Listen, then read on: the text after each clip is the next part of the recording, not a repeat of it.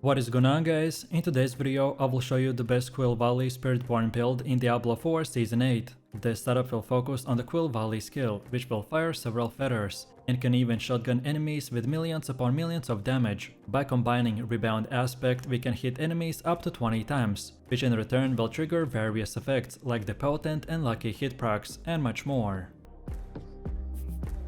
So let's start off with the skills, and we will be using the Scourge, Ravager, Counter-Attack, the Hunter, Armored Hide and the Quill Volley. While this build relies on the Eagle skills to deal damage, we choose primary the Gorilla and secondary the Jaguar in our Spirit Hall to benefit from barriers, powerful passives and easy access to unyielding hits. Together with the harmony of the Ebavega, we gain a massive damage bonus by combining these different spirits in the same setup.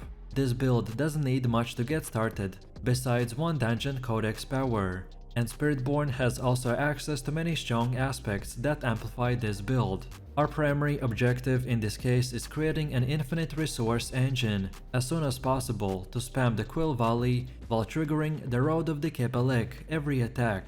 So then moving over to our skill tree, and this is what we have. And by the way guys, you can find the link to this full build and website guide in this video's description. For this setup to work, you will need to have a level 60 character and have unlocked the Torment 1. So then in the first section we spend just 4 points, so we put 3 into the Rock Splitter, while 1 more into the Enchanted node. Then we move over to the next section and spend few points into these 2 nodes, and then fully upgrade our Quill Volley. And then finally we get these 2 more Enchanted nodes. As you can tell, the Quill Volley is our main ability. We either way spray into packs or destroy elites and bosses from a close range. In the late game, we use this ability non-stop while pressing our other cooldowns from time to time. Then we move over to the third section and spend a bunch of points in the Unrestrained Power, Mirage, Focal Point and Apex. And then spend 1 more point to unlock the Ravager. Ravager adds a chip damage against targets we hit, but more importantly, it allows us to dash into packs while using our main DPS skill. Then the next part is where we spend most of our points to get the most importantly the Armored Hide, Counter-Attack and Scourge. Then for all of them, get 2 Enchanted nodes and then also upgrade the Auspicious and Perseverance to rank 3. Armored Hide is our defensive tool and main source of resolve. The counter-attack grants us an extra dodge and crit damage and can be used actively to negate nearly all incoming damage. And finally, the Scourge will give us a lot of extra damage, but more importantly, it will negate the life drain of just thick steel armor chest. Then after that we go into one of the last sections to get the rank 3 in Resilient, Brilliance, Potent and Furnace. Then in the next section we unlock the Hunter and fully upgrade it. Also, we want to get rank 3 for Resolution, Spiritual Atonement and Supremacy. The Hunter is our ultimate ability. It does a moderate amount of damage on its own, but it's mainly used for mobility and our offensive buffs. And finally, for our key passive, we select the Prodigy's Tempo. Later in our rotation, we will want to keep our Ravager and Armored Hide skills as much as possible, and then they will get reset by our Prodigy's Tempo. Then next, let's take a look at our gear. So upon finishing the leveling process and approaching the endgame grind, many of the aspects you use are already available to use from the Codex of Power. There's no reason that you should not put them to immediate use, since they can be imprinted as often as needed as you upgrade your gear. Most of our gear will be yellow with few legendary pieces as well. So for the chest, gloves, boots and weapon, you can use whatever best you got at this moment. But then for legendary farming pieces, we want the runic skull cap of the Endurance, then the runic mail of Interdiction, then rebounding runic gloves, then runic leggings of the Forest Power, then duelist runic cleats, then the smash quarterstaff of the Unyielding Hits, then the occultist eye of Plains Power, then the Soul Watch hoop of the Redirected Force, and also the Soul Watch hoop of the Accursed Touch. This early setup will give us a functional build to begin farming with. With this setup you can farm the legendary aspects you need for the next progression point, which is our fully completed endgame build. So then when you have a bit of grinding complete and you get access to at least few ancestral aspects, then we can start focusing on our final endgame setup by using the harmony of the Ebavaka helmet with the damage reduction, then for the chest armor, the Yacid shell with the maximum life, then for gloves, the rebounding aspect with the attack speed, Then for the pants, the aspect of the apprehension with armor. Then the Rakanat's vague boots with the resistance to all elements. Then for weapon we use the rod of the Kelepeki with maximum resource. Then for amulet we get the aspect of unyielding hits with the total armor. Then for the first ring we get the aspect of redirected force with maximum life. And finally for the second ring, get the ring of Midnight Sun with the cooldown reduction. Then also as far as runes go, you can have up to 2 rune boards in your setup, each consisting of 1 ritual and 1 evacuation rune.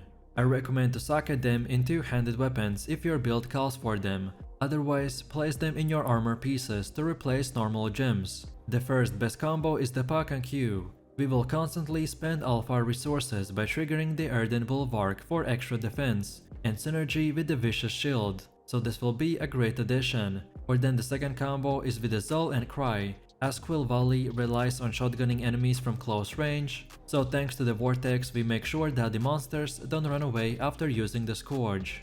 And then finally we have the gems, and for weapons and armor we get the Emerald Gem, while for all of our rings and amulets we equip the skulls for the armor increase. Then next up let's go over to the Paragon board, and as there are 324 different choices that I made, so I won't explain each one's reasoning, but most importantly what you need to know is that this board is optimized to give us as high damage as possible, while reducing our cooldowns as much as physically we can. So on the starter board we follow this path and select the Fulminate glyph for extra lightning damage. Then we go to the top and select the Convergence board. Then we use this exact path, and for the glyph get the Talon, which increases your eagle skill damage. Then now we move to the left and get this Vicious Shield board. Then afterwards we follow this path, and for the glyph get the Spirit, which will increase our critical strike damage. Then next we go down and get the Sapping board. Then keep following this path and select the Revenge glyph for the extra damage to the enemies when we use our Torn skills. And now finally we want to move to the left and get the Revealing board. Then we follow this path and select the Colossal glyph, which will increase our damage after each stack of the resolve we have. Next we have the mercenaries, who are unlocked during the Vessel of Hatred campaign, in which assist you in battle. The best Hyrate is the Rachair. He provides us with Fortify, stuns and some extra damage, more armor for the unyielding hits, and he also prevents us from getting one-shotted every 30 seconds, thanks to the Valiance. And then for the reinforcement, the best option is the Varyana. We chose the Earthbreaker for the extra crowd control, which preferably happens exactly when we cast the Scourge, so the monsters don't run away. And then as for the skill tree, so we get the Shield Charge, then the Rachair's Guard, then the Crater, and then we finish it off with the Iron's Wolf Call. And now finally we have come to the last and final part, which is the gameplay and our skill rotation. And as this build is extremely easy and simple to use, so this time I don't even have a particular rotation, rather I will just explain what you want to keep on doing with all of your skills. So first off, we want to spam the Quill Volley at all times to deal as much damage as possible. For tanky elites and bosses, we will want to get into melee range for the shotgunning effect, but to be honest, all you need to do is spam this skill and see these huge DPS numbers. Then next we want to upkeep the Ravager and the Armored Hide as much as possible, which will also get reset by the Prodigy's tempo. Then next we want to activate the Scourge for extra damage when nuking elites and packs. You can use it every time it comes off cooldown for specific mobs with more HP. Then next up we also want to use the counter attack to dodge all incoming hits, but be aware that this doesn't work against ground effects. And then finally we activate the Hunter as often as possible for various buffs like the Supremacy and Resolution, or to move to the next pack, and that's about it. So if you enjoyed this video, click like, subscribe and comment. If you are interested in more content, then check out my channel, and I will see you in the next one, so take it easy, peace.